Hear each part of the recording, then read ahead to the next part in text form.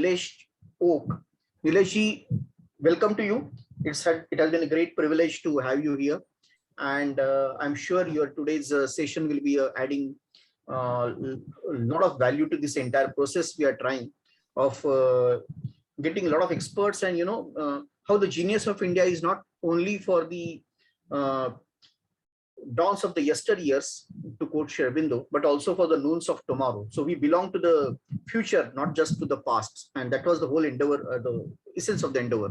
So let me start with some of the questions, and I'll be very happy to get information about all these things from you. And I'm sure many people will be interested.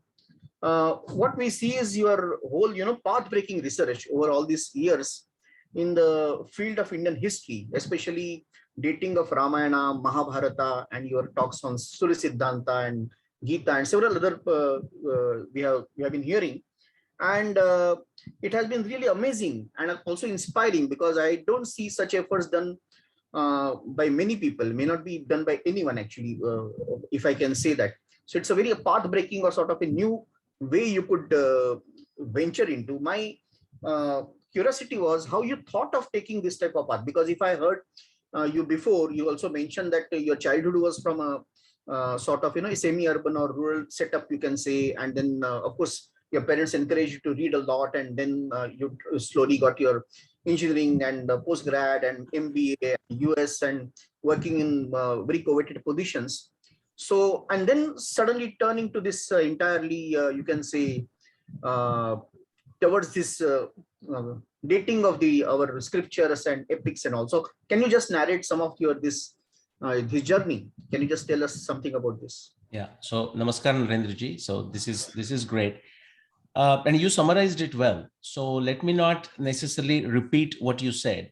I did grow up in a village actually, and now that my hair are gray, and I was very fortunate to just had great opportunity or opportunities to go around the world, live in different countries, practically visit all continents. I also like to interact with people wherever I go. I mean, right, whether it's a China or a Spain or South America or even Alaska, it doesn't matter. Because then only you know the local culture. I mean, otherwise you stay in a hotel and go to see a museum and their top 3 attractions. You really don't know. You see the same tourist, maybe even from your own country. And the reason I'm saying this is, and even I'll bring that to the context of India, that whereas, and this is not against the urbanites at all, but whereas people would think, so or let's say from Maharashtra or Mumbai, I'm just taking as a typical bias, so someone sitting in Mumbai, I mean, I grew up in Mumbai, I spent significant time there. We think of somebody from Bihar as immediately backward person, just like in Europe or America, they would think of people from India as a backward. That is the standard bias. And as I got a chance to interact with these people, I have many friends and wonderful researchers who work with me around. What I found is that your experiences are responsible for how even you think, and the curiosity that you build, many people, like I asked the question, now I have sold aircraft engines and all that. So I asked not because of that, but even before, when I was like a 6-year-old, I remember anytime I saw a aeroplane going above my head. This is, I grew up in Konkan, like near Chuprun, Gohagar area, but in small village. And I always used to wonder where exactly this flight is going from. What's the starting point and what's the end point, the destination. I mean, it's as simple as that. Or how does that darn thing fly? And so if you have this curiosity, uh, and it doesn't remain just a kutuhal in the sense of idle curiosity, then if you start looking for it, this is the experience of many, you can say, philosophers, many scientists, many of our great sages, realize people, that if you have a curiosity, if you have a question that you want to find an answer, and if you actively look for it, almost the universe conspires and universe starts providing the answers. And I would say that is what it is. So what you said is actually correct. That's not to say that I started from a scratch. I stand on the shoulders of many great folks. But if you have a curiosity and if you have that fearlessness, but also humbleness, then you learn from the successes of your predecessors, and you also learn from their failures. And the hope is that you said this is not about the past. This is about the past, present, and the future.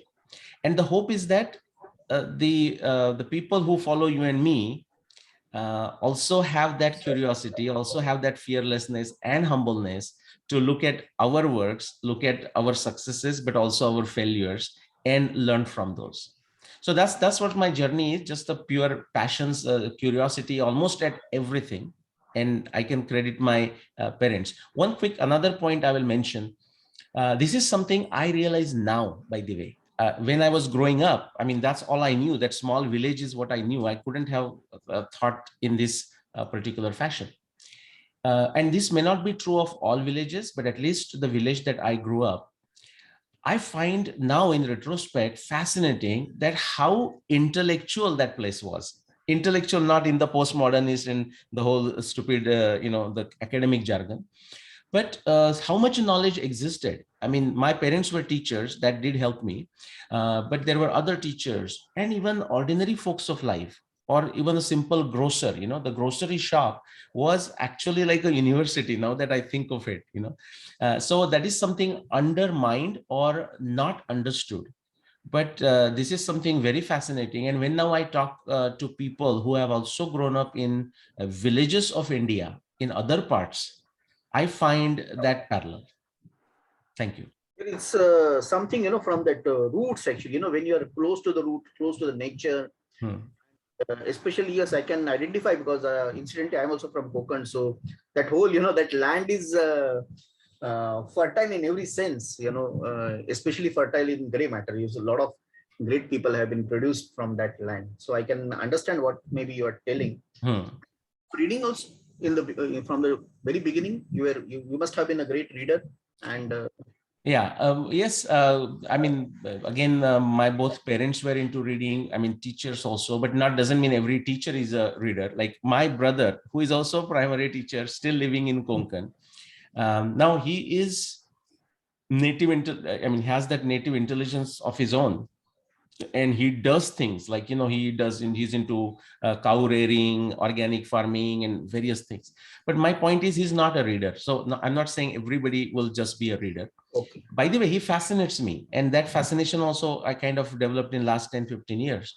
When we are talking on the phone, I will ask, I'll say something about something happening in America, and immediately he will add, you can say, a tippanni to it, and I'm saying, oh, okay, wow. So you know this? I mean, I'm talking like, say, going back 20 years when solar power or wind power was there, but it was just starting up, picking it up.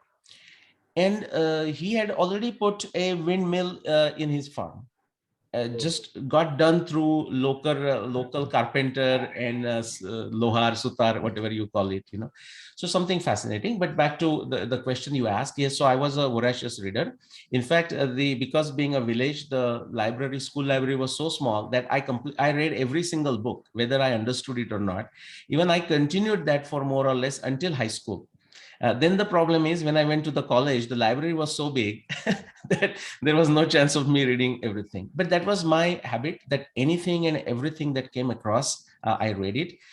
Is just to tell you the idea of a village. The only new thing that every day showed up in the village was the Maharashtra Times, the newspaper. And I couldn't go there every day. And I'm talking, I don't know, even I wasn't going to school, like 5-year-old, 6-year-old, but maybe even afterwards.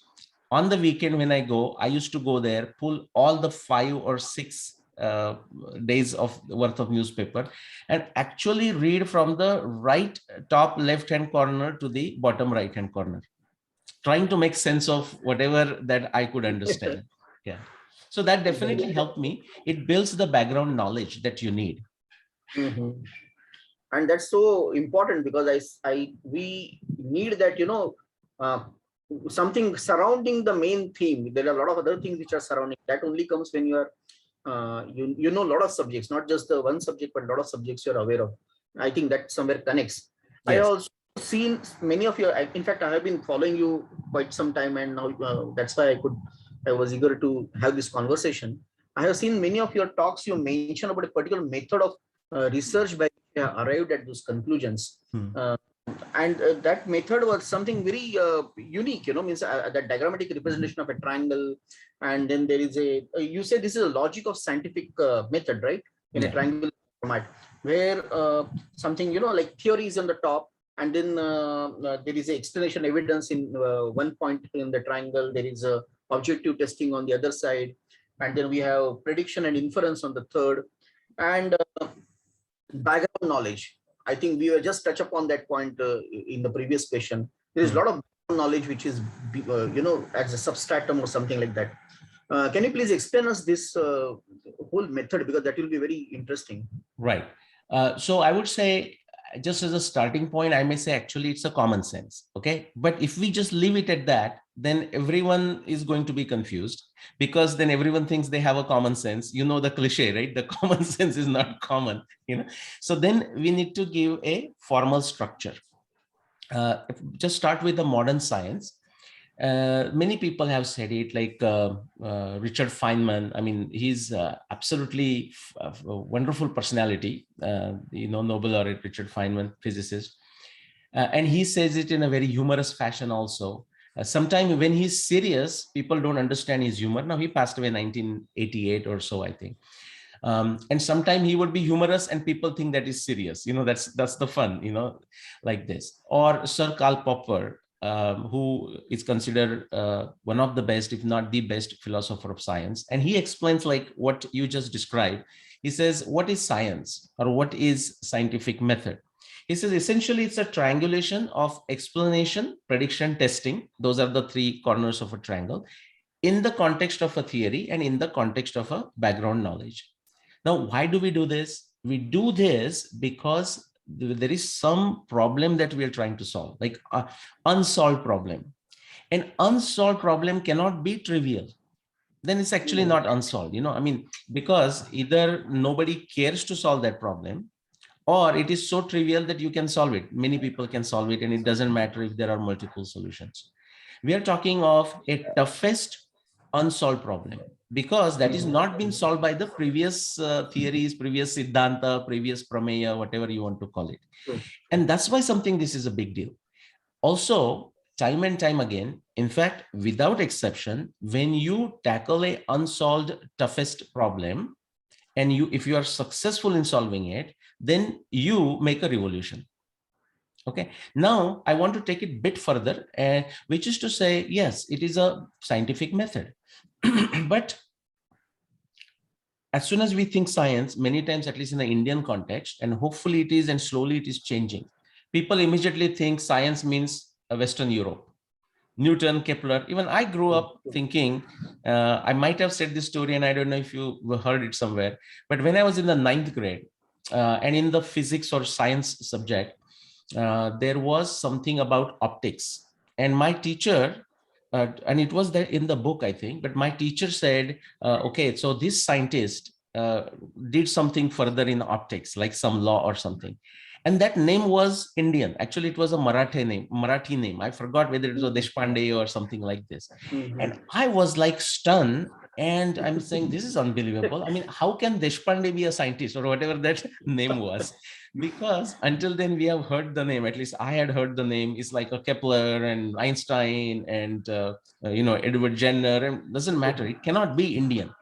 Now, this is our biases. The reason I'm mentioning is that what we call modern science, or what I just described, the method of science, it is a small part of what we call in the Indian tradition, Indian Darshana Shastra. So there are many Darshana Shastras, but prominently say 6 Darshana Shastras, the Astika Darshana Shastras, you can say. Out of that, Nyaya Darshana, and now that I'm studying it more, I find the scientific method is a very small but important part of the entire Nyaya Darshana. It's a very small part. So modern science is trying to catch up with Nyaya Darshana. It has 1,000 miles to go, possibly from here to Pluto, that much distance. Okay, which is I learned backwards, because my journey started with the modern science, and I kind of went like that. So quickly, I want to give you a parallel with this. For example, what you just described, the Nyaya Darshana says it. It says Sage Gautama is saying Pratyaksha, Anumana, Upamana, Shabda, Pramanani. Now, how we individually make discoveries, inventions can be in 10 different ways. Like sometimes we may get a dream, and might say, oh, let me just work it out and see if it works. But now if I have to tell people, I need a certain methodical fashion, which is what we talk about, the triangulation. And in the Nyaya Darshana, it talks about the 16 things, padartha, that elements that one must know, subjects, are ideas to understand Nyaya Darshana. And one of them is a avayava, which is to say, you know something as a swarthanuman, you have understood. How do you make others understand? Pararthanuman. And there it says the avayava has a 5 steps. Actually, it even has a 10 steps, but I'll take 5 to match with the modern science. Therefore, I said modern science is catching up. It has got to 5. So for example, it says pratidnya, meaning what's your objective? What are you trying to assert? Pratidnya. Okay. Then hetu, reasoning, which is your theory. Then you give a drishtanta or udaharana. Because no matter what, we always use a drishtanta to explain even the science. I'll just take quickly 2. When Newton was explaining theory of gravity, so that people understand, he was saying, because he finally got his puzzle solved when he defined the motion of the moon, because moon was really troubling him for 15 years. Moon is the hardest motion to predict.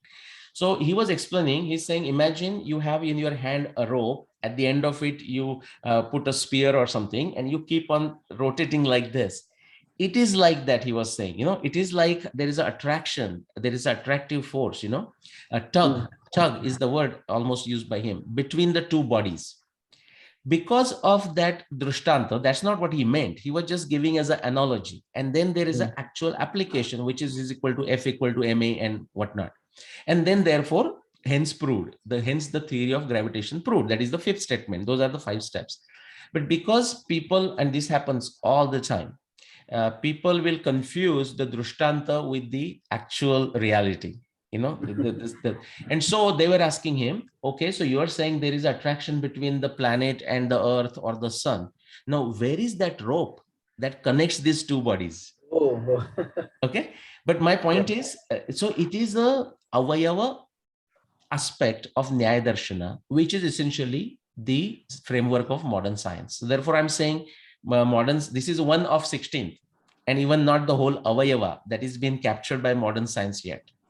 So there is a long way to go. But what modern science does with those 5 is fascinating. I mean, that's how we are talking to each other through the online platform. So the whole idea of knowing, how we know something, I think Indian philosophers or all darshanas have thought in such a depth about it. What do you mean by knowledge, first of all? Because all modern world is talking about information, data, this and that. But basically, what is knowledge? What do you mean by knowing? I think that's a great question. I mean, maybe the peculiarity of Indian mind, or Indian genius, is to ask the right questions and go to the depth of everything rather than just, yes. As famously Upanishads say that what is that by knowing which I will know everything. So I want to know that. I don't want to know all this paraphernalia of it. Is it something like that, asking the right things and understanding the whole process of knowing in more detail?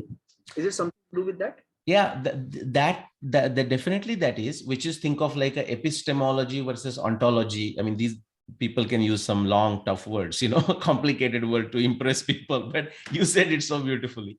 So epistemology is like knowing the limits of what we can know. Okay. And at some point, if we get into consciousness, then we will talk about like why modern science is stuck, but epistemology is the limits of what we can know. And then ontology is actually when we know how we figure it out that this is true, or what it means to say something is true. What does that mean? Again, we can get too detailed onto it, but say Nyaya Darshana, well, actually all of our Indian narratives or Indian philosophical systems or Darshana systems, we may hear the same word, like say Jnana or Vijnana, knowledge, whatever the word used to say. So take Nyaya Darshana just for a limited sense. So Jnana in a sense of a knowledge. But what we understand is he's a Jnani means whatever he knows is correct. That's how also we understand. But that's not how Nyaya Darshana understands. which is what you alluded to. You said there is a data and there is a information. Somebody may have a lot of information, but that doesn't mean it's correct. So Correct. actually it says that's a jnana, but then now you have to ask, is this like a true jnana or not true? Is it true or not true? And then how you go about figuring it out, that is a ontological aspect, which is what Nyaya Darshana emphasizes. Now, let me just take just to suggest one, and then we'll at least stop on this one. Now take another darshana, Sankhya Darshana. This, of course, originally Kapila, but what is today popular is Ishvara Krishna's Sankhya Karika. Beautiful, 72 verses. How, I mean, it's funny, the experience we talk about now, I just said beautiful and 72 verses. You won't believe I'm getting goosebumps. Oh, yeah. Now, how can you explain this to someone, but maybe the simple analogy, again, the drishtanta would be, if somebody loves vada pav, and I do, so I'm saying, you think of a vada pav and your mouth waters, it's something like this, I would say. Like I get goosebumps, like 72 verses, but I'll just talk about one where he says the epistemology or limitations of knowledge. He says ati durat, ati sukshmat, if something is microscopic, you have a limits to what extent you can go. Ati durat, unless you have a telescopic ability, you will not know. How beautiful, right? And then even in that list, it talks about the limitations of our intellect. Ishvara Krishna talks about the limitations of our intellect. And I'm sure, Narendraji, you observe it every day. I observe this every day. I mean, the same book of mine or same talk of mine, 1,000 people would listen to it, and 1,000 people will get different, variated comprehension of it, which is understandable. But what is understandable, but also surprising and humorous, is two individuals will get exactly opposite comprehension, or therefore miscomprehension, or whatever you want to call it. And I was so fascinated when I talked about the goosebumps, because before it used to frustrate me when people don't get it right and something like this. And then, it's not point blaming them. People have their limited intellect. And Krishna talks in Bhagavad Gita about the Sattvika Buddhi, Rajasi Buddhi, and Tamasi Buddhi. So once you understand it, I don't think it solves the problem, but at least it solved the problem for me, that I became peaceful at myself. I'm saying, hey, I shouldn't worry about if somebody misunderstands, misrepresents my work. I have to just do what I can do with my limited intellect. Yeah, so I think Nyaya Darshana, our Darshana Shastras as a whole, they're just, and this is not to feel what you call artificially proud of our Sanskriti or anything. And my hope is that our people truly, the young generation, but old generation, everyone, it's not like old generation is wise or anything. Old generation is equally deracinated. I talk about 5 generations deracinated. Frankly, when I have a discussion, I say young people sometime, maybe because of their age, or at least somewhat, they will say, Cha Nileshji, please tell me. There may be some respect. Somebody who's older to me is extremely arrogant about it. Like, beta, what do you know? So they may not know anything, but they can come out like holier than thou. I think that's something we should be all aware of. We can learn from everyone, irrespective of the age. Like Ramdas Swami said, Thora lahan buddhi pasi, sagata kalena lokansi, adi upazale tayasi thora manati. Wow. That's why Dattatreya did so many gurus. He said, I will learn from everybody. In our all traditions, every small story, tells a lot of insightful things to us. When you are talking, I was remembering, he said, everybody has taught me something. Yeah. How beautiful, right? Everywhere there is it, right? There is intelligence. Yes. And it can be seen by somebody who is intelligent. He can only see it, because Correct. Otherwise it will be seen unnoticed. Is it like somewhere there has to be a connection between what you are seeing and what you are, that object and subject, somewhere that duality has to be correct. Maybe something like that. And we'll come to that as we come ahead, because we are going to go to consciousness as we go ahead. But before that, I was just wondering, like you have on one side a lot of reading from Sanskrit texts. In our just beginning talk only, have quoted so many. So a very good command on Sanskrit text and their insights. And on the other side, you are also well versed with the modern science and technology, and you have done a lot in that also. You see, they have like helped these two commands, or these two sort of your skill sets somewhere been complementary, or they have somewhere clashed? How do you see this? Because they, as you just now mentioned, they look to be away from each other. Maybe you can tell us how they're in fact not away. Okay, no, that's a great question. So you said like say Sanskrit, science and technology, for example, like my background into this. And you said I'm good at it. I appear to be good at all of them. Well, let me start with saying that most of my career was in sales, and I'm a very good salesperson. Okay, so I mean, on a humorous note, I will say, Yeah. that's why I can come out as I'm expert in something. Now, of course, this conversation of ours, when it goes online, okay, some of the people with a very low intellect will take this clip, and saying, look, I was telling you, this guy is a salesperson, snake oil Yeah, salesperson. that's a yeah. Yeah. And no, I mean, I enjoy that when they say it, many times say, oh, he's just a good marketer. I said, no, no, no. Actually, I'm a good salesperson. Marketing is not my background, but thank you for the compliment, what happens is, again, just my limited experience, everyone can have a different path. The that we talked about curiosity, and then not just idle curiosity, but you're not saying, oh, I wish somebody gives an answer to that question, but you said, no, no, no, darn, let me find out. I mean, can I find out? How can I find it out? Where can I begin? That passion, I think, drives, and passion kind of breaks the barriers. It just takes it away. For example, I have no formal training in Sanskrit. I would have loved to do it, but it was not available in the school I went. Sometime 8th, 9th, 10th grade, you have that 50 Hindi and 50 Sanskrit. Yeah, That that's wasn't, very limited. Yeah, yeah. even that wasn't the choice in my school. So I had to Yes. be stuck with the Hindi. So it wasn't that. But, and I cannot even actually answer the question, how or why I understand whatever limited Sanskrit I understand. Now, people can say Marathi is a very young language and, very close to Sanskrit, and just like Gujarati is, pure Hindi is, and many of the languages of India.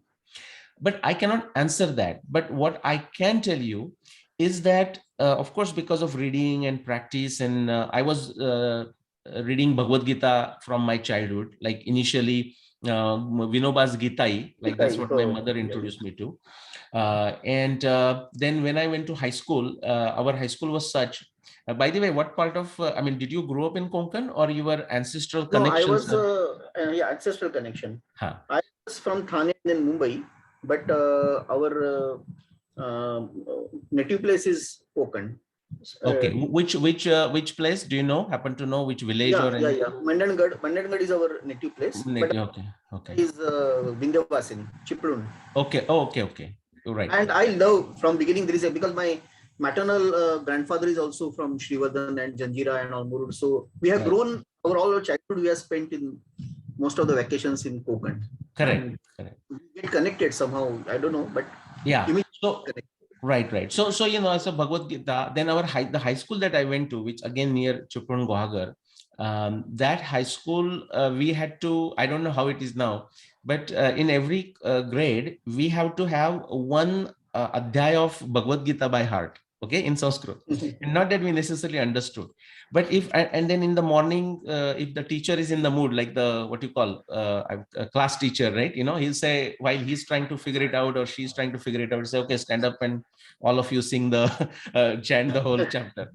And so, when you're doing it often, so like ye shastra vidimusruja yajante shraddhayanvita tesham nishta tuka krishna sattva maho. I mean, you're just saying, okay, slowly over time. I mean, that's the beauty in a way. Again, that's why I say I don't understand how you do it. So you don't know what language you're saying it, Sanskrit being a bit of a removed from this because of our current education system. But over time, you start almost understanding it.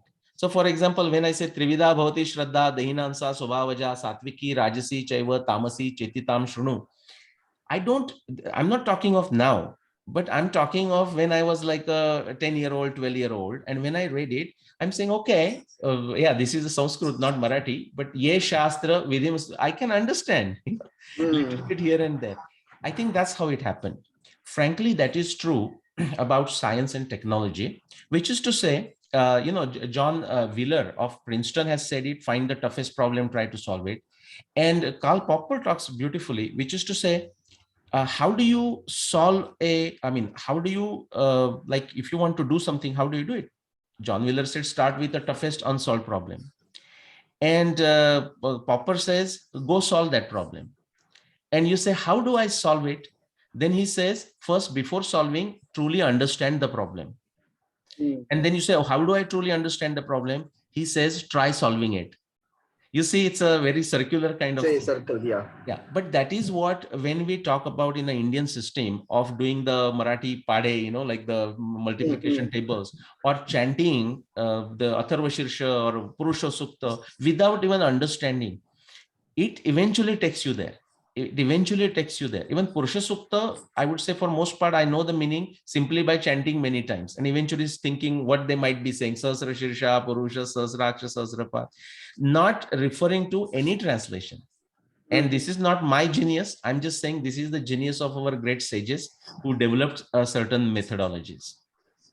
I don't know if I answered your question, but let me Yeah, I see. mean, it was very interesting because somewhere, all that whole process you have been mentioning from beginning, it is a curiosity and, trying to find out yourself Huh. that Jignasa, we say it is a Jignasa is the whole basis of the whole quest and other thing. And to reach there, no matter what, that type of must have been a very, sort of ceaseless effort in that direction, probably. Hmm. So yes, I got so like I always get fascinated actually when somebody tries to connect these two things somehow, because as you mentioned before, sometimes the things which look opposite actually are somewhere connected at the Yes, higher consciousness, if I can use that word now. At a higher consciousness, these two things are actually complementary. They are all connected. Maybe at correct. the lower level, people feel that they are all opposite and sort of against each other. That is all because people are not raised to that probably height from which that Yes, height from the like a top of the mountain, you see that all villages are connected, and you come down, you see they're far away from each other, something like that maybe. yeah, Yeah.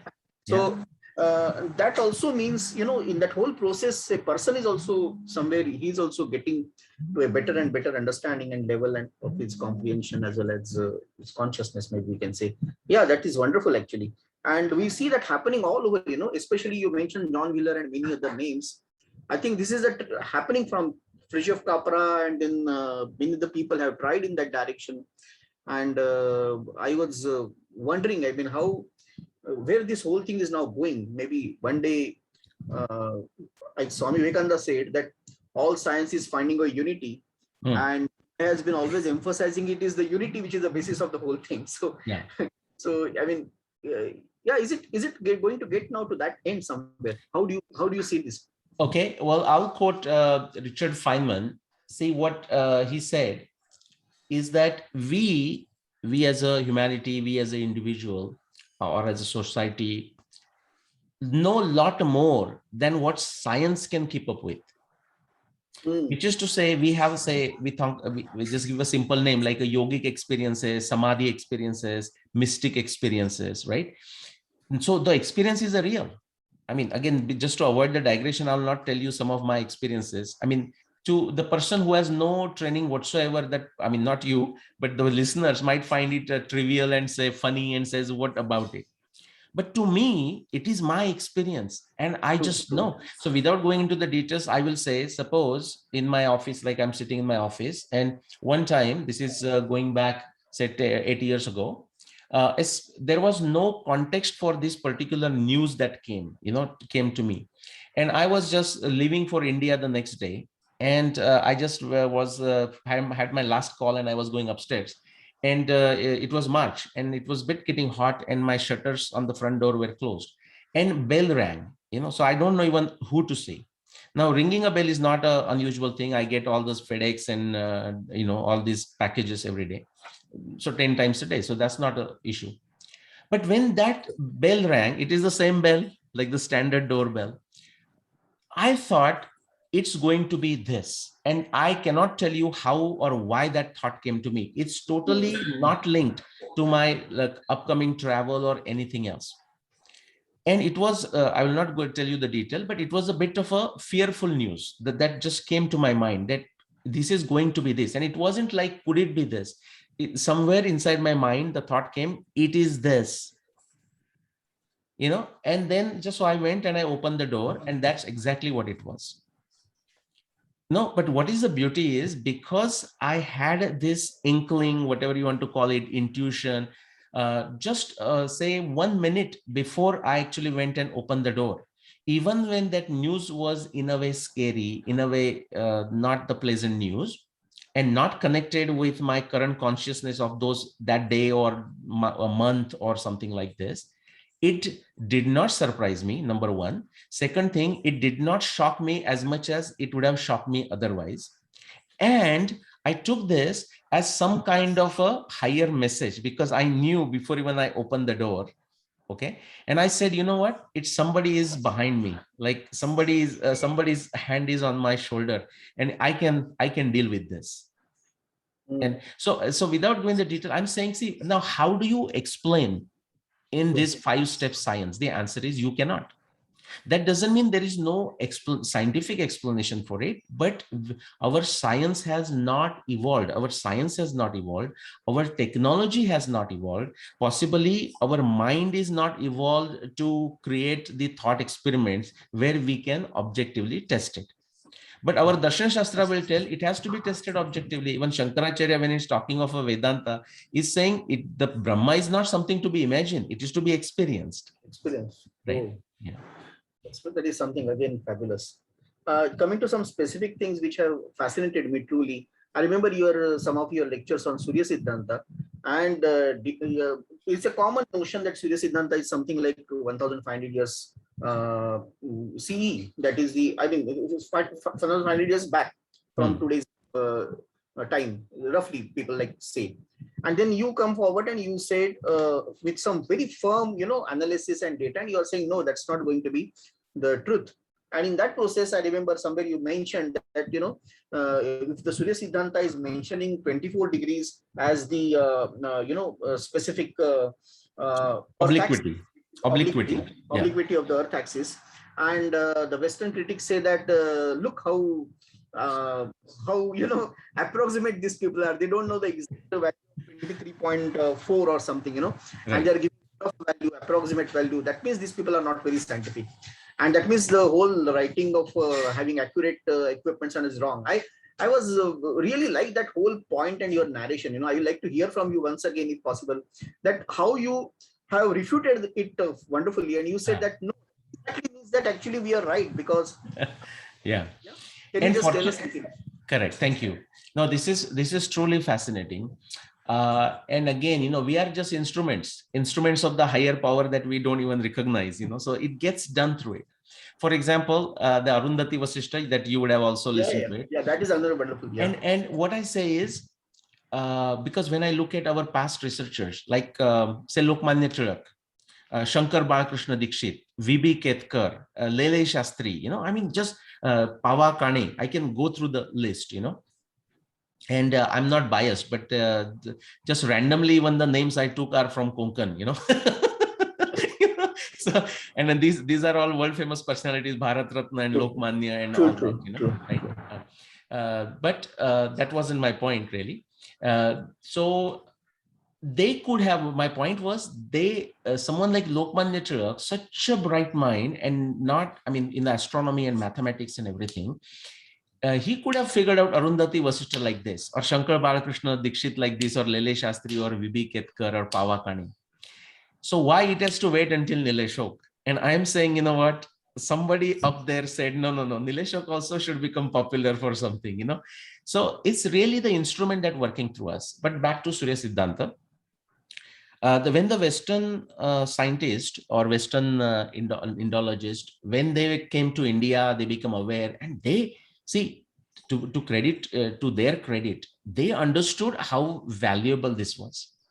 They started getting their resources, translating it, transferring the files to, Europe, wherever, France and, England and Germany and whatnot. And they spent hours. I mean, we must acknowledge their tapasya that most of us are now just don't even understand. Like the word tapasya, and we say that's Sanskrit, that's backward, and I don't want to do it. It's that foolish and stupid. Now, just to set the record straight. So yes, in Surya Siddhanta, there is something, some update you can say, that does point out to 1600 years ago or 1400 years ago. So something that was changed there. Now, what Western Indologists ended up doing, because yes, they were interested in Indian knowledge system, but they had their biases. Like we, all of us have our biases. One of the bias was to them, this is like 300 years ago, 200 years ago, even until 1950, they were still believing, and even there are people who still believe that the whole world began 4000 BC, 6000 years ago in the Western lingo. Okay. So because they are thinking like this, and even when some reference from Surya Siddhanta was pointing something else, they said this has to be wrong, because something else that they believe, which is wrong, but to them it is true. So that was the one problem. The second one, they were coming here to oppress, coming here to exploit the country. They also had these biases that these are the savages, they are the civilized people. So those biases also played their role, and that happened. So now to our technical thing, what I found, what my co-researchers have found, and many other great researchers. So myself, Rupa Bhati, but also Dr. Anil Narayanan, and there are many others who have worked on Surya Siddhanta. And there are these epochs, if you want to call it, like in specific instances where a update was made to Surya Siddhanta. So we can start from that 1400 years ago, around like 600 CE, we will say. Then we definitely have a evidence for an update going to say 3000 BC. We have another update at 5500 BC. We have another update at around 7800 BC. Then another update that you mentioned, that Rupa Bhatti and myself presented at Oxford, going to 12,000 BC. So like 3-4 different points comes together from Surya Siddhanta, say, you know what, 12,000 BC, 12,000 BC, 12,000 BC, nowhere else. But that's not the end of it. There is another one going to 14,500 BC. And both Rupa Bhatti and myself, we have now found out that takes you back to 38,000 BC. Oh my God. And in Surya Siddhanta. Now, I'm not saying that is the only explanation. Somebody will say, actually, hold on, Nilesh, you have made a mistake here. Actually, this is what must have happened. But I can tell you, if somebody comes with an alternate explanation, it will also be a very deep antiquity. It may be 26,000. I'm just saying a random number, or it could be 68,000, not 38,000. But as is, unless somebody comes with a better explanation, 38,000. And so what was, so your question, oh yeah. So your question was like, they look at this 24-degree obliquity and they said, well, look, this is only 1400 years old. That time it was 23.4 or 23.5. And these guys are the foolish Hindus, right? They are measuring it so crudely, they're calling it 24. Now the joke was on them. They were thinking they are creating a humor about Hindus. No, that wasn't the case. Why? Because Surya Siddhanta, and actually Aryabhatiya also, but we'll maybe not go there. Aryabhatiya has obliquity of the earth mentioned as a number that takes you, just for a fascination, I'll tell you, that takes you to 24,000 BC. How's that? Oof. Aryabhatiya, but we will just leave that again today aside. But just because so much is there, even, I mean, my friend Milind Ranade, he's in Philadelphia. He says, when he and me discuss, just like you and me are discussing, he says every word or every sentence is a hyperlink. It can be clicked and you may go into another word. But just let me complete that 24-degree. So they thought 23.4 or 5 it should be. These guys are calling it 24. Therefore, their instruments or ability to measure is not good. Surya Siddhanta mentions the obliquity twice. One time it mentions as a 24, which is actually approximation, you can say. But another place, it mentions as in a very different form. Now, I don't know if you are a mathematics background or not, but R sign, meaning sign we do, but R sign, and it mentions as a R sign number is 1,397. Now, what is the granularity we have? We have a granularity, I mean, the resolution is of 1 divided by 3438, 3,438. That is the final granularity we measure. If it was 24, they would have said 1398 and not 1397. And of course, that 1397 is far, far away from 23.4. And if they wanted to represent 23.4, they would have done with a different number. Just imagine the beauty of it. I mean, this one, if anyone, whether an Indian or a non-Indian, still continues to repeat this nonsense, that Indians didn't know how to measure it accurately, then basically they should hang their head in shame. Because they don't understand Surya Siddhanta, they don't understand mathematics, they don't understand resolution. It is that finer. All that just references I told you in Surya Siddhanta, the updates, we can estimate those, like say taking it back to 5500 BC, 3000 BC or 8000 BC is the work of Dr. Anil Narayanan. And it is such a fabulous work that, only you can respond is by goosebumps, nothing else. It is that fascinating. It's astonishing. I mean, there is no word. I'm not getting any word for that now. This is whole way the chronology of Indian history is absolutely astonishing, because thanks to this all Macaulayan education and our the way we have been totally paralyzed in our education system. When I saw some of these chronologies which you have given and other people, as you mentioned, they have also given, like Mahabharata is 5561 BCE, Ramayana is even behind, like 12,000 something 209 BC you have mentioned. And for that, concrete proofs are given. I would like to hear, because you also mentioned Arundhati Vasishtha, which is one of the must ask question actually. So the whole, I think you had told there are more than 200 mentions of different astronomical positions in Mahabharata. Correct me if I'm wrong. Yeah. And maybe 400 references in Ramayana. Yeah. Can you tell us something about like how this whole thing has been? And of course, Arundhati Vasishtha, you can. Okay. So quickly, the Mahabharata is, I started with Arundhati Vasishtha, and think of this as what we discussed, toughest unsolved problem. So until I started on it, few people had mentioned it, like Pava Kane had mentioned it, Dr. P.V. Vartak, another great name. I mean, he had mentioned it. He had tried to even solve it in 3 different ways. And Shankar Balakrishna Dikshit mentions it. Pava Kane mentions it, as I said. Nobody could solve it. Now, what is interesting is there are hundreds of Mahabharata researchers, okay? Good number of them are not around, but there are, I would say, easily 50 plus of them around, like who would claim that I have done something in Mahabharata, or they will claim it at least. Not even a single living Mahabharata researcher, okay, with the exception of Nilesh Oka, I would say. And of course, now there are many coming, but someone who will claim something, even dare discuss Arundhati Vasishtha. Now that when I brought up into this discussion, now they are all busy fighting how this is not important. Okay, it is humorous, hilarious, and I'm glad that they do it, because I use it for an education purpose. I mean, I'm a teacher. There's a teacher in me genetically also, and no matter what. So I say, well, this is good. I will use it. So quickly summarizing, in case of Mahabharata, when I started, this is going back 2011, I had around 200 references. So you're right.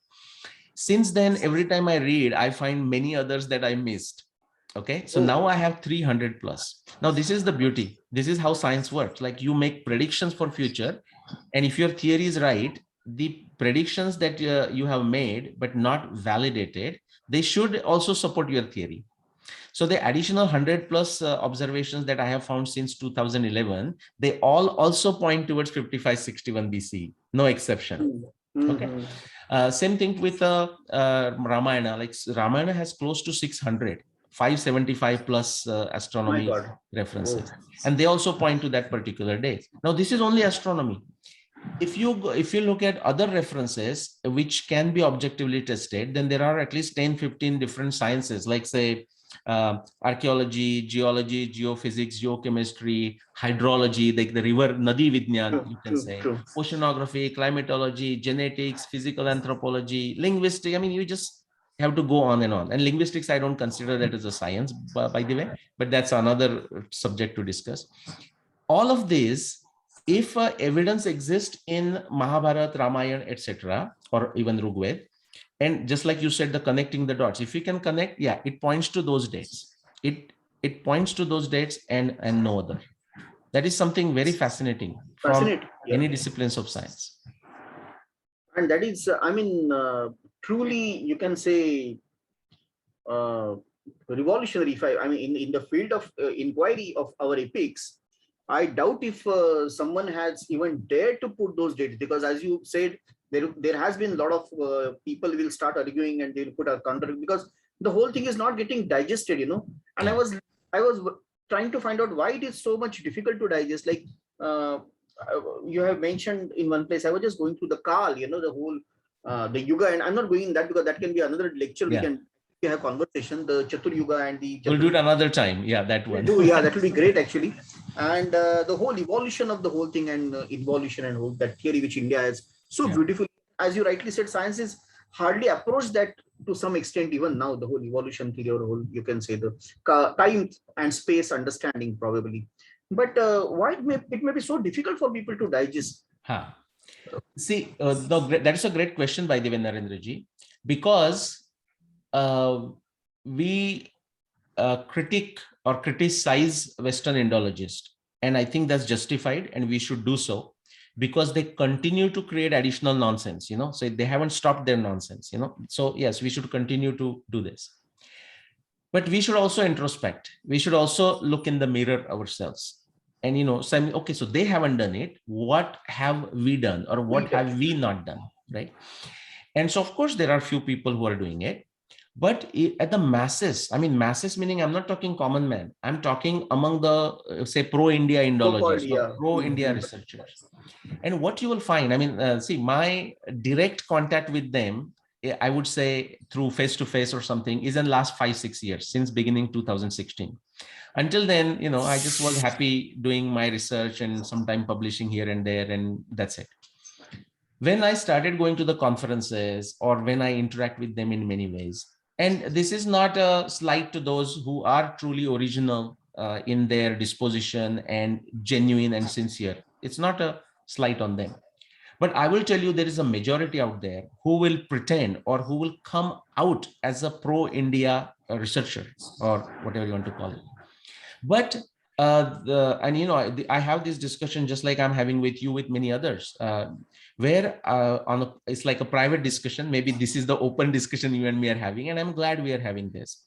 But I'm learning from these other folks that I'm talking to. I ask them the question that you asked me. I ask them. I'm saying, okay, this person famous and blah blah blah. Why he or she cannot get this?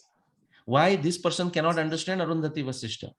And then I get these insights from some of our very good swamis, or researchers and something. He says, Nilesh, they will pretend whatever the hell they want. They do not have Shraddha.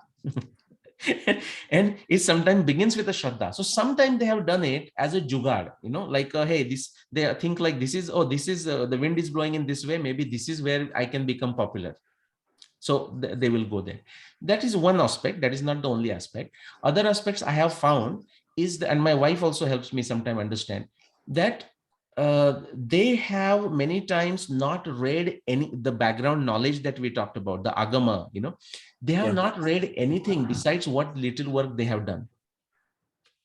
And if you point it out, like saying what you're saying is not correct, here is a reference from Mahabharata, Ramayana, wherever, their ego is so shaky, they get angry immediately. Even when you give a reference, they will usually not respond. So I'm saying there are, more problems, and we can make a whole talk on that. My point is, we as a civilization need to introspect, look into the mirror. And so it's okay to blame others, and rightfully so. But what are we doing today? And what I find, and there are bright spots, and I'm a very ever optimistic person, so it doesn't bother me. But actually, there is there are say 130 different claims for Mahabharata. Even if you take today, the living individuals, possibly 30. But these people dare not come together to discuss. or they don't know how to discuss it. The scientific method framework, most people, I would say almost 99%, will refuse to entertain it. Now go figure. The situation is that pathetic on one level.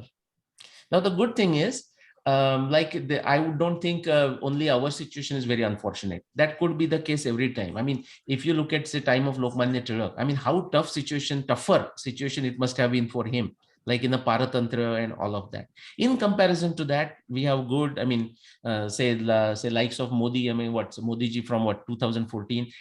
People ask, I just brought this up not as a political subject or something. People ask me, so now that Modi is there, have you seen any difference? I'm saying people at least fearlessly talking about these subjects.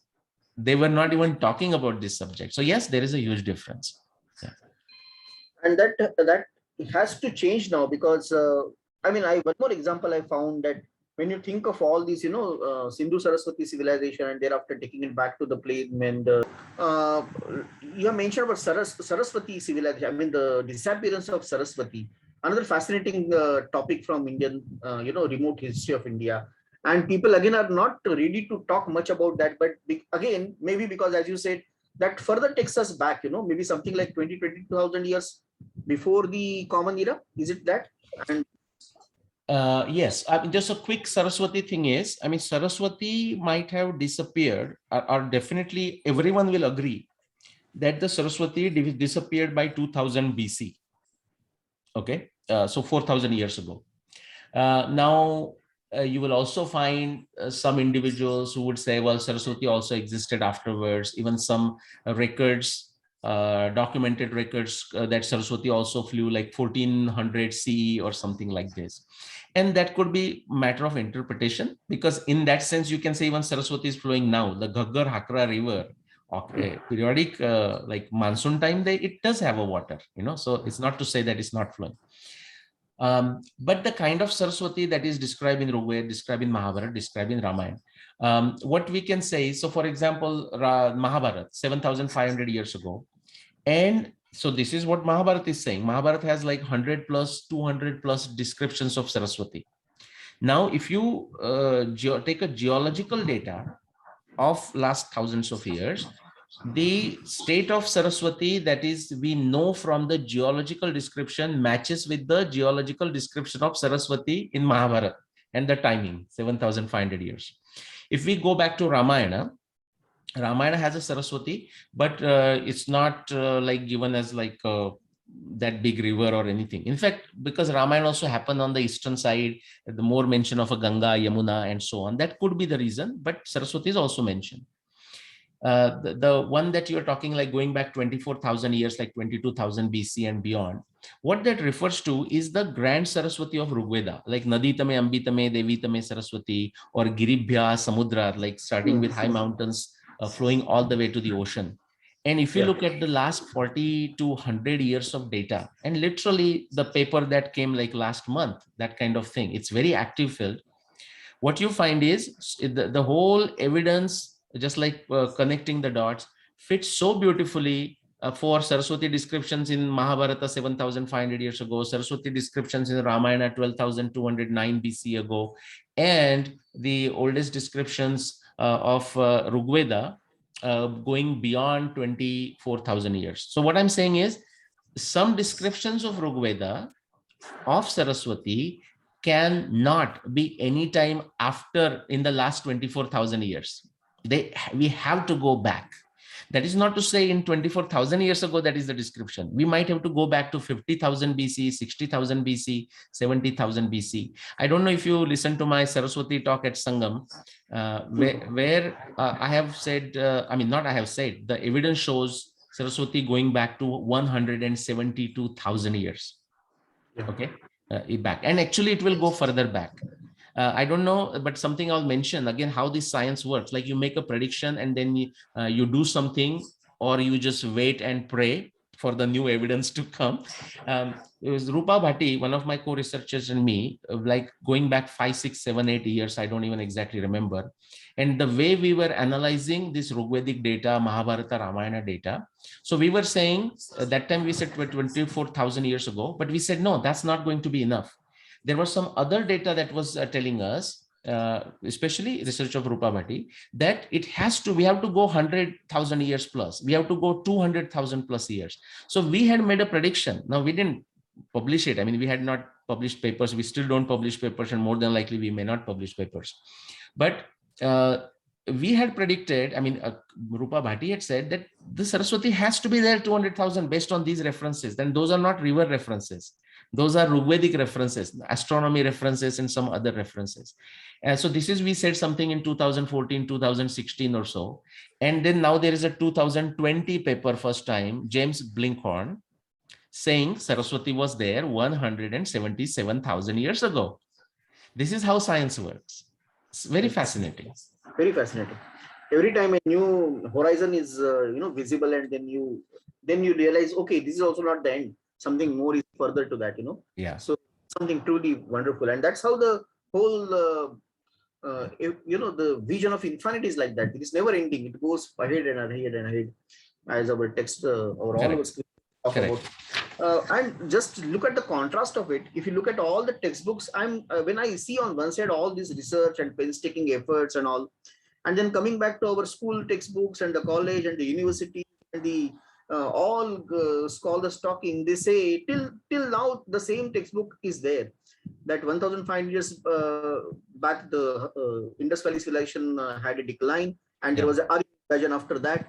And then after Aryan invasion, they say the epic period is there. And I mean, how can be something so absurd actually, that they want to pull everything after 1,500 years before Common Era, in spite of all these things already revealed.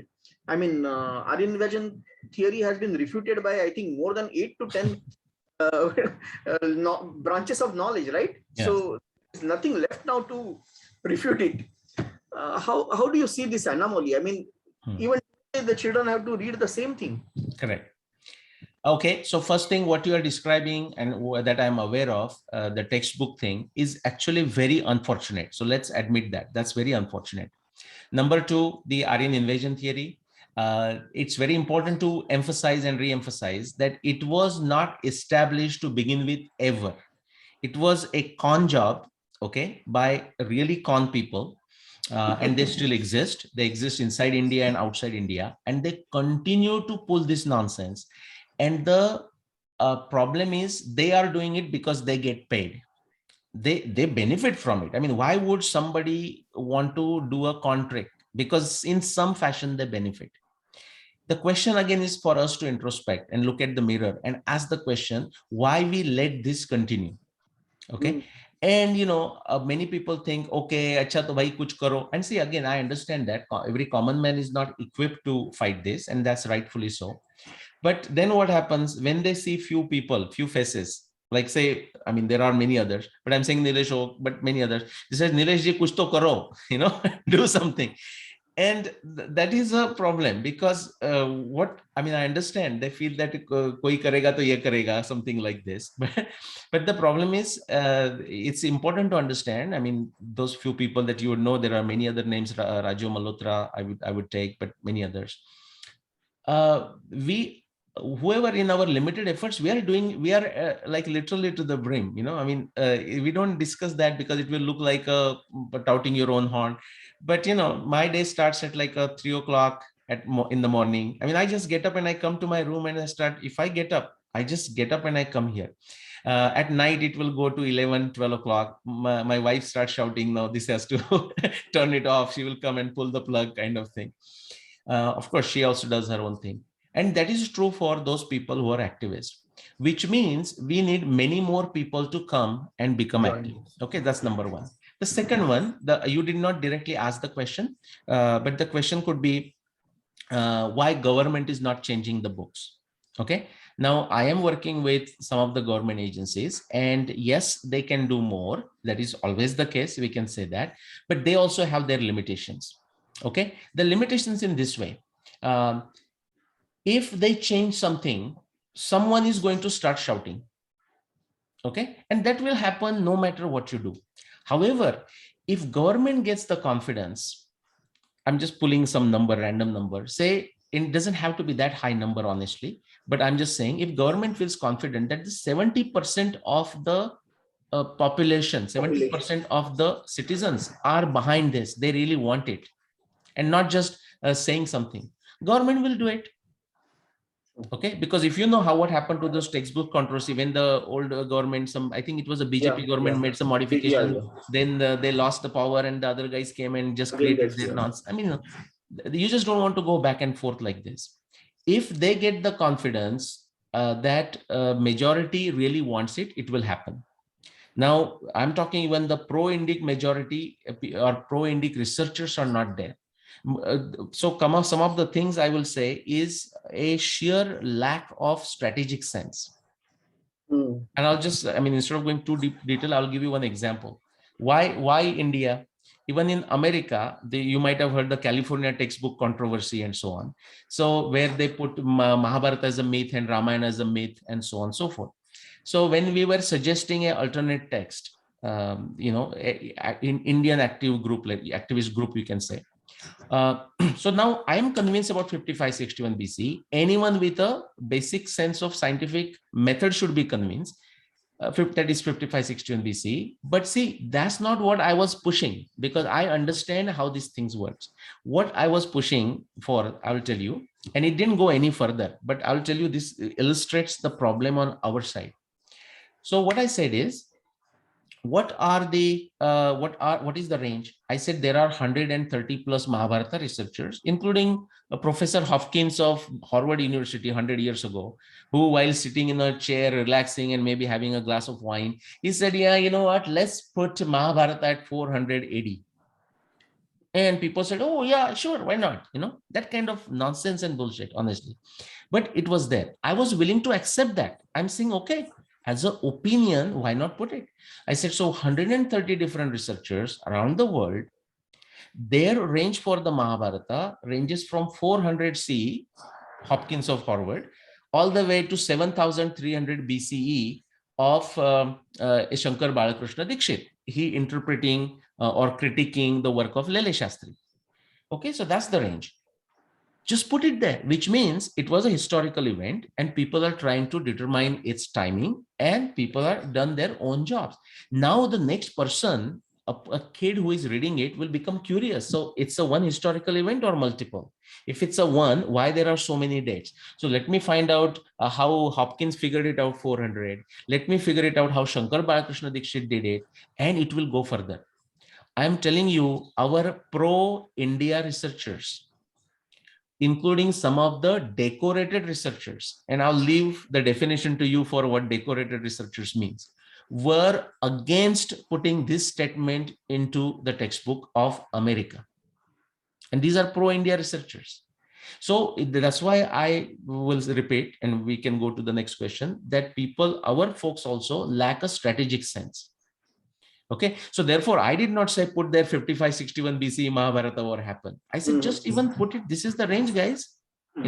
Next time we will do the iteration and the kid will be curious enough and will say why people are doing different things, and we will make improvement. So people don't understand that the improvements, science also progresses in the iteration fashion, iterative fashion. True. Same thing with the improvement. So we have to make small improvements. The another last point, because I feel very passionate about this textbook subject, we as a citizens, as a researchers, as an activist, need to give a template to the government, which is to say the current textbook is like this. This is a problem, and here is the evidence why this is wrong, and it should be replaced with this. And why it can be replaced? Because here is the evidence, and something like this. And then also our social activists, I would say, educators and everyone must try to create an atmosphere where the government or these education bodies feel that they have a support of the people and they feel confident to go and change it. Otherwise, this will not happen. That is just my limited understanding of this textbook issue. No, very true, very true. And this itself can become a separate, discussion, because it's a very, very important issue. So I stopped for the timing. I'm stopping for this question, but it's very important. I understand your what you have talked is a very, very important thing. Strategy, actually, the lack of strategy can make or mar the situation. Right. Coming to another question, I another model which I found very fascinating personally is your use of Ikigai model to and imposing certain things from Bhagavad Gita on that. The whole wisdom of you have mentioned it in Sri Krishna's consciousness, imposed on Ikigai, which is now currently very popular model, and then again adding something from Maslow's theory. I mean, how you get this type of connections? Connect. You also mentioned connecting dots to find out Yeah. something, a pattern or something. Can you just explain? This particular model is really, I mean, superb. Yeah. Thank you. Yeah, thank you. So I actually, I mean, not that I'm holding any secret. It's like very difficult to say how it happens. But if you truly understand, I mean, see the Shraddha, I think it comes from a Shraddha and a belief. I mean, it comes from that, which is to say, just like Krishna says in Bhagavad Gita, that the knowledge, this all Adhyatmic knowledge or knowledge in general, like whatever you want to call it, it's not hiding in some corner of the universe. Like, in a 15th chapter, it says, Urdhva Mulam Adasyakam Ashwatham Prahuravyam Chandamsya Pranani Yastam Vedasa Vedavid. Right? Yeah. So it is not hiding. It is there in the trees. It is there in the branches. So again, a metaphor, again, a upaman that people will always misunderstand. The Ashwatha Vruksha, like the upside down Ashwatha Vruksha. And the knowledge of this Srushti is into branches and the leaves. Chandamsya Pranani. Right. And that is where it is there. So, which means the knowledge is not going to be restricted to India, for example, which means independent thinkers in independent places will also come up with a similar thing, right? Sometimes it is through the diffusion of culture and so on and so forth. And by the way, that is true with the Abraham Maslow's triangle. That is true. Are you familiar, Narendraji, with Myers-Briggs, the food network, like, personality profiling that is done in the corporations? True. Right? Abraham Maslow's the, Anna Vastra Nivara, and then security, and then recognition and self-actualization and so on, right? So think of it, first this, then security, then what you call, what is the next? Social need, social need, and then ego, and then ego, like the acknowledgement or doing something for your own fascination, and then self-actualization. Just for fun. Okay, so now I would have connected there the talk you would have seen with the Ikigai's 4 points, which again they will match always. But even let me pull something else, and this is I'm just pulling right now as I think about it, like as I was trying to talk about it. Take the 4 types of bhakta in Bhagavad Gita. Artha, Jidnyasu, Artharthi, Jnani cha Bharatarshana. Okay. Now, if just as a crude comparison, I'm talking, if you put Artha at the bottom, then put Artharthi. In this case, Artharthi in the sense of a money, I would say, like a security, and not in terms of the meaning of the word or something, but that is also the meaning, by the way. Krishna doesn't mean Artharthi meaning the interested in money, although many people translate like that. So Artha, then Artharthi. Then put the Jidnyasu, just for the heck of curiosity, they will go or something. And then Jnani. The supreme. Right. I mean, the person, even he doesn't know. I mean, he cannot control the way he or she behaves. That Jnani is going to do like this. I'm saying you can see these parallels like this. So let's take Ikigai. So what is that you are passionate about? What is that you have a skill? And does that match? What is your profession? Then what is your vocation? And what is your mission? Which is to say, in what way this helps anybody? Or are you just wasting your time and other people's time? If you bring those together, I can also take another word from Bhagavad Gita, and I'm just like I'm telling you how it's coming to me. So this is how it works, Narendraji. There is no secret method. No, it's wonderful actually. I'll put the word in the center called Swadharma. Shreyan Swadharma, you can say this, Swadharma is something that you are capable of, like a guna karma vibhagasha chaturvarne maya srishtam, your inclination, your skill, your passion, and your abilities and capabilities, bringing it together and doing something meaningful. That's Ikigai, that is Swadharma, that is this. I think that's how it come together. One quickly I will add, the Myers-Briggs, even that has a connection from Bhagavad Gita or the India. Not many people know it. Those Myers and Briggs, they were mother and daughter, and eventually at Harvard, they rolled out the model. They might have come out independently, but before they rolled out, they were not feeling that confident. Then they come across the world of Carl Jung. or Jung, and then they felt confident. Now, where was this Carl Jung getting his stuff? At least the stuff that he was describing, that they felt confident? From India, from Vedanta and Bhagavad Gita. You can find these connections. Yeah. So sorry, I couldn't answer how I do it, but that's why this background knowledge helps.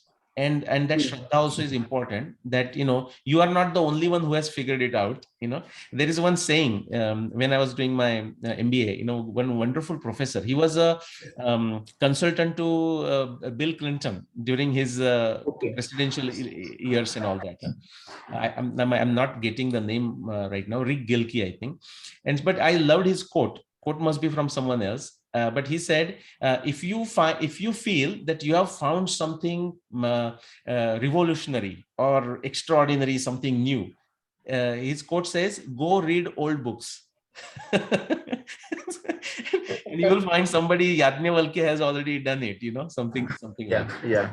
But we can go to the next question. Something, that's also humility on one side, but also truth on the other side, because it's both maybe.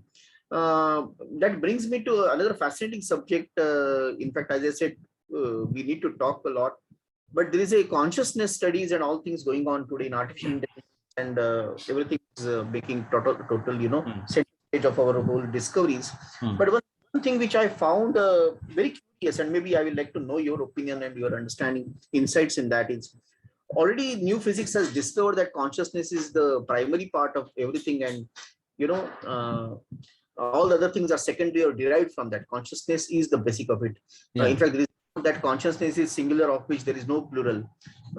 I think Heisenberg or somebody, I don't remember, but they had quoted that, and this is right also. And India has said that since time immemorial, that Sarvam Khalvidam Brahmasi and all that we said, Ishavanidam Sarvam. But in spite of that, all the research is going in the present times in this direction also, consciousness also. Again, it is based on some material model, some neurons and some, something like some material building blocks coming together.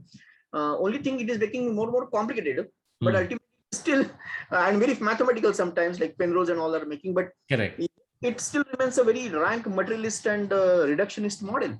Yeah. That block actually, I mean, why it is not going to go to that reality? Yeah. No, absolutely. I mean, great question. And Narendraji, again, I'll try to give a short answer, but this itself is another. Yes, we should discuss this. Yeah.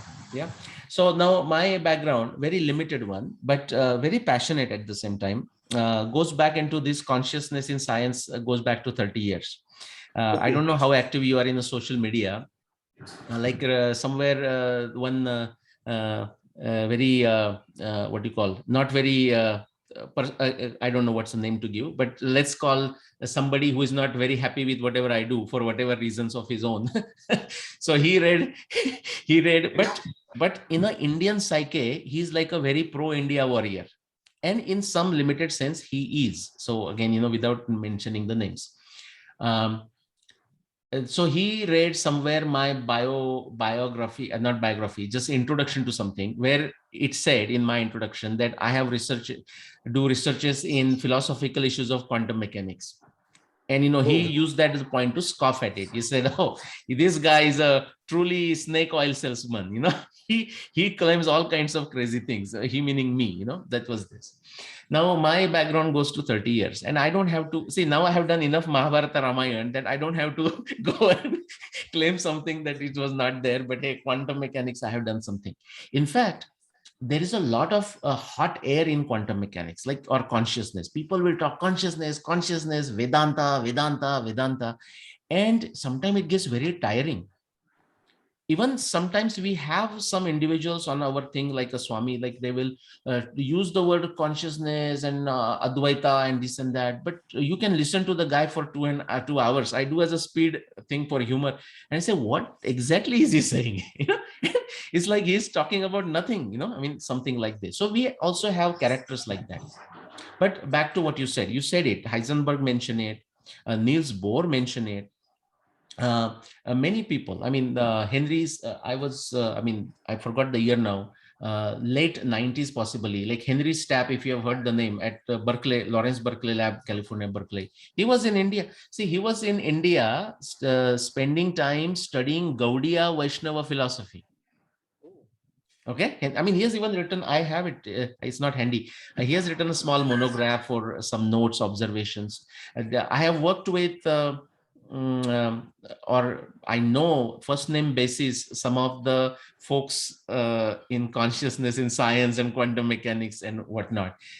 What happened is I was working on different areas, and when 2009 finally I figured out the Arundhati Vasishta, it kind of took me in a totally different direction, meaning one of the directions. So it became more focused on this dating thing. That wasn't necessarily like the only thing I was doing. But back to answering your question, possibly what could be the problem? So your observation is correct. They are going more and more refined, more sophisticated. They're studying the model, like what is a consciousness, how we think, and what does thinking mean. But they still restrict themselves to the materialistic theory. That is true. Now there are models, I mean, if you look at quantum mechanics, possibly there are 14 to 17 models, and you can split them more or combine them together. And then there are easily, out of those 14, 16, there are 4 or 5, 6 models which are consciousness based. But to be fair to what you said, even those 5, 6 consciousness based models are also very materialistic, extremely materialistic. So consciousness, they will say, but they mean it's something emergence of consciousness. Emergent, yeah. So 2 points I have to say, like why this might have happened. It's only my 2 cents, because that's the area I'm very fascinated. I have done some original research, but unfortunately, because of my scope now going in different direction, I have not spent much time. One possible reason could be somebody that was well identified by Schrodinger, another Nobel laureate. He has said, we have gone this wrong path for so long, 200, 300 years or whatever you want to call it, even starting with the Hume, even going back to the 2 centuries before. The Hume and then Kant and Descartes and all that. He said, if we have gone this wrong fashion so long that if we want to really now make a breakthrough, we have to actually go back 200 years when we took this path and do the course correction there. Okay, there is no point somebody is just coming to you and saying, oh, so you have some new idea? Yeah, please tell me what to change here. No, it's not like that. You have to literally go back 200 years. So I think Schrodinger is, and of course you might have read his book, What is Life? And he's talking about the influence of Vedanta on him and so on and so forth. So that is one, somebody very genius like him has mentioned it. That's one answer. The second one is, I think we have it in our case, and then we cannot blame them though, which is to say, take Shankaracharya talking about it, or Bhagavad Gita, 2nd chapter. Now you might have to help me with the verse, but the Atma cannot be understood. It can, I mean, after saying it cannot be touched and all that, but he says, even if you try to understand it, some people try to understand it, some people think they understood it, but at the end of it, it is still a confusion. Yeah, it is understood. Correct. Yeah. So and then Shankaracharya talks about it, which is to say, you can experience it, but you cannot describe it, I mean, all of that, right? Yeah. So if that is the case, then why are we demanding that it should be explained in terms of our modern science or something like this? Yeah. So if it is true, and we don't have to take the word of Bhagavad Gita just at the face value, but if it is true that no matter how much attempt we put, it will still afterwards remain a mystery, then why are we trying to demystify? I mean, again, I'm not saying we shouldn't try to demystify, but we should understand our limitations possibly. Limitation of the whole process of, or the current methodology, which is again goes back to what Schrodinger said. That you have to go back 200 years, start the change, modify the initial conditions, take a different path. Like the Monte Carlo simulation, or the square root, you go in a certain direction, you have gone in the wrong direction too long. So small course correction will not work. And there are models. Actually, I know again some very original quantum mechanics researchers, first name basis, who have made significant advances, but that's a total different subject. And even I'm not necessarily a qualified person to represent what they have done. But another, I think, very fascinating thing which we must somehow, look into, because that also is one of the core of Indian genius. And just maybe I'm taking too much time of yours, but No, we are good. stop. Actually, yeah. I thought I should ask all these things. That's why I'm taking just one last question. Maybe is that not only this genius or this deeper understanding of life was limited to philosophy or to our religion or spirituality. It came to the active life, and it came to the economics and the polity and the sociology. Every part of life was actually pervaded by this understanding of consciousness is singular, of which there is no plural. I mean, if I just want to quote the same thing to take it back, that was it not reflected in everything? Yeah. I think you have mentioned this in some of your earlier talks also. That can you just throw a little light on that for us? Yeah. And that what we can say is a sort of I mean, if you want to put it in a modern understanding, because see, Indians get so much influenced by what is taught in America, Europe, that they start thinking reductionist fashion, materialistic fashion, without realizing it, without realizing. I mean, you and me are into the same matrix, we may not realize, we think we may be spiritual, but we may be too materialistic because the influence is there. This can be differentiated as a very materialistic, very reductionist approach to life versus a balanced approach to life. That is the specialty of our Indian civilization. Or you can also separate that as a Eastern civilizations versus Western civilizations, or you can say native civilizations versus bit of Abrahamic civilizations. There can be different ways to classify this because a certain initial viewpoint, the initial conditions, what you think of the world. I mean, is this a place to get rid of? Is this the place to run away from? Or is this the place to enjoy? Or so like moksha is something after you die, or moksha is something to be experienced yachi dehi yachi doda right here and now. Yeah. I mean, so your philosophy kind of changes your approach. One simple example, and then I'll come to Indian one. Sometime a group of Americans went to Japan to observe the Japanese culture, and they were going through different places, Kyoto and Tokyo, and all these shrines, the Shinto shrines and Zen monks. And so afterwards, like you can call like a mixer, the American kind of people are sitting together and talking finally before departure. And an American visitor went to one of the Japanese individual professor, and he said, so after my 15 days of this interaction, if I have to summarize this, I said, whereas we have a philosophy, meaning on the Western approach is saying, it appears that you don't have philosophy, to the Japanese guy. Now, there is a difference sometimes between Japanese and us. I mean, the India I'm saying, you see, I'm talking general Indians. Indians immediately will go on the defensive. You're saying, what are you talking? We have the oldest philosophy and so on. Now, the Japanese fellow, the professor, he understood the intellectual level of this guy. Again, not to put him down, even the American guy who asked. That is his experience growing up, I mean, childhood. So the Japanese professor chuckled, smiled, and he said, you're right. We don't have a philosophy. We dance. Okay. Now, the reason I said this is what you just asked the question. So yeah, yes, we have a spiritual advancement through darshana and through philosophy, Upanishad and Vedas and all that. But we are like into other things too, very pragmatic. And actually it is true. If you go and look at, say, Rigvedas, many times it is just simple pleasures, right? Hey, help me kill my enemy. You will hear that, or please give us the expertise so that we have our nutrition, we are free from any disease, and we get a long life and so on.